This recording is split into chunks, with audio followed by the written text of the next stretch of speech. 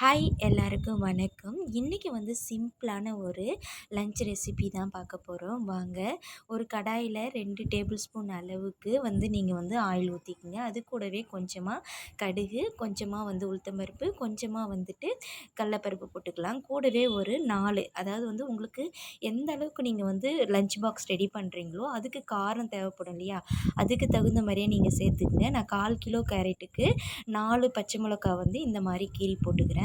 ஒரு medium size வெங்காயத்தையும் இந்த மாதிரி சின்ன சின்னதாக, அதாவது ஸ்லைஸாக வெட்டிட்டு இது கூட ஆட் பண்ணிக்கிறேன். வெங்காயம் வந்து கண்ணாடி பதத்துக்கு வர மாதிரி வதக்கி எடுத்துக்கலாம். இப்போ நான் ஃபுல்லாகவே வதக்கிட்டேன்.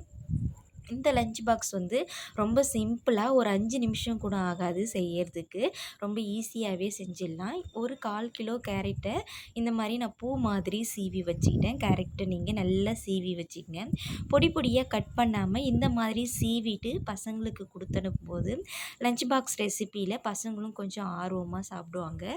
கேரட் வந்து நிறைய குழந்தைங்களுக்கும் பிடிக்கும். இதில் வந்து விட்டமின் ஏ சத்து அதிகமாக இருக்குது.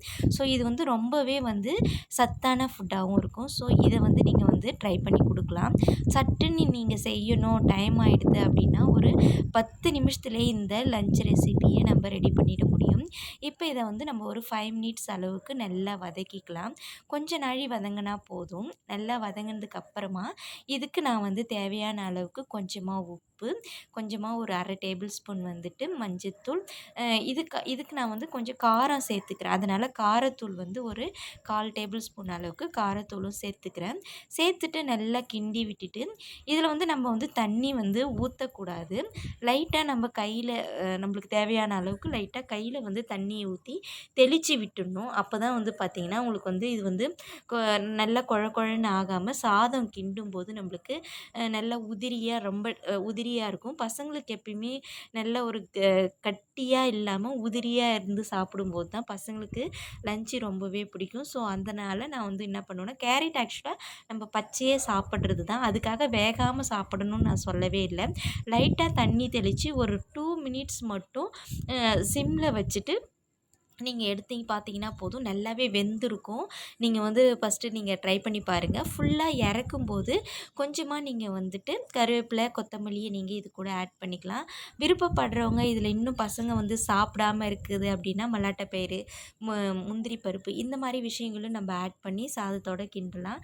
இப்போ நான் வந்து ஒரு 2 மினிட்ஸ் வந்து நான் வந்து இதை வந்து மூடி வைக்கிறேன். மூடி வச்சதுக்கப்புறமா ரெடி ஆகிடுச்சு. ரெடியானதும் கிண்டினதுக்கு சாதத்தை நான் ஏற்கனவே வடித்து ஒரு 5 மினிட்ஸ் வந்து ஃபேனில் ஆற வச்சுருந்தேன். ஆறின சாதம் தான் இதில் போட்டு நம்ம கிண்டணும். எப்போயுமே சாதம் கிண்டணும் அப்படின்னா ஆறின சாதத்தை போட்டு கிண்டும்போது இது என்ன ஆகும் அப்படின்னு பார்த்தீங்கன்னா பொல பொலன்னு வர மாதிரி இருக்கும்.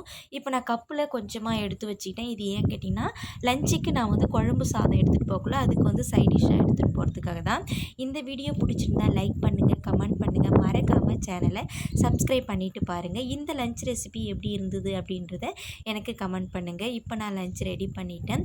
மேலும் ஒரு சத்தான ஒரு லஞ்ச் ரெசிபியோடு நான் வந்து சந்திக்கிறேன். இந்த மாதிரி சின்ன சின்ன சிம்பிளாக ஈஸியாக செய்யக்கூடிய ரெசிபியை நீங்கள் வந்து உங்களுக்கு வேணும் அப்படின்னா சேனலை சப்ஸ்கிரைப் பண்ணிவிட்டு பெல் பட்டனையும் ப்ரெஸ் பண்ணி வச்சிட்டிங்கன்னா நான் போடுற வீடியோ உங்களுக்கு யூஸ்ஃபுல்லாகவே இருக்கும். வீட்டில் இருக்கிற பொருளை வச்சே நான் வந்து சீக்கிரமாக வந்து லஞ்ச் ரெடி பண்ணிவிடுவேன். ஸோ இப்படி வந்து நம்ம தேடிக்கிட்டே இருக்காமல், என்ன செய்யணுன்ட்டு யோசிச்சுட்டே இருக்காமல் இது மாதிரி விஷயங்களை நம்ம ஃபாலோ பண்ணலாம். தேங்க்யூ.